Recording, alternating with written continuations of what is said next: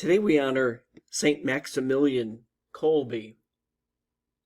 Father Kolbe was a Franciscan priest who was taken prisoner by the Nazis during World War II and sent to the prison camp at Auschwitz.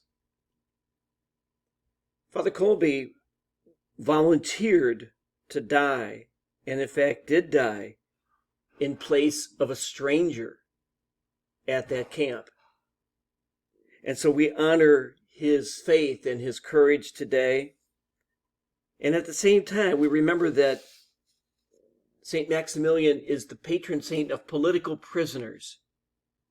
And so let me offer this prayer in that light. Judge eternal, bringer of justice, hear the cry of those who suffer under the lash of heartless political oppression. Those who languish in prisons and labor camps, untried or falsely condemned. Those whose bodies are shattered or whose minds are unhinged by torture or deprivation. Meet them in their anguish and despair, and kindle in them the light of hope, that they may find rest in your love, healing in your compassion, and faith in your mercy. In the name of him who suffered, Jesus Christ our Lord. Amen.